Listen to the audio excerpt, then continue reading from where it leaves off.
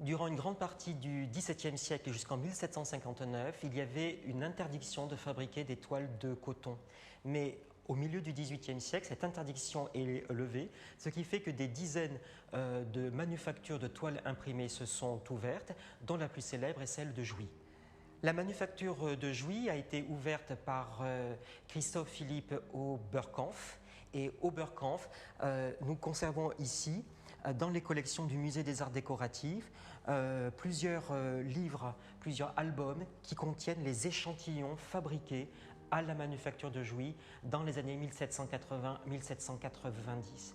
C'est pour nous, historiens des modes et des textiles, un document précieux parce que ce type d'album conserve la mémoire de la fabrication de cette manufacture qui est devenue manufacture royale, manufacture qui a eu aussi le privilège de la reine puisque Marie-Antoinette commandait précisément des robes en toile de Jouy.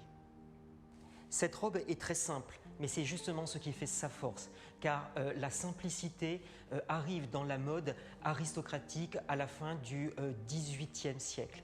Et c'est une robe qui est très simple et aussi qui est d'une très grande modernité, car elle reste très proche des robes que les femmes portent de nos jours, à savoir qu'on ne l'enfile plus comme une veste, ce qui était le cas notamment des robes de cour, mais c'est une robe que l'on va enfiler par la tête, et ça c'est une très grande nouveauté.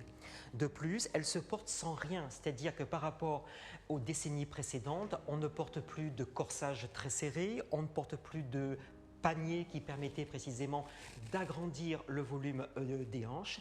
Donc c'est une robe que l'on porte à même le corps ou peut-être avec une simple chemise de coton dessous.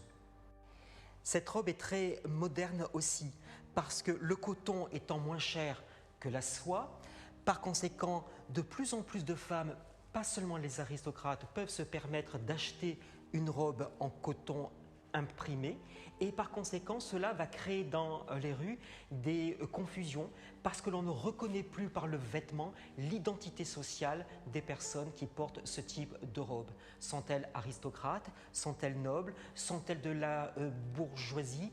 Il y a une véritable confusion et cette confusion dérange, mais toujours est-il, c'est une réelle nouveauté.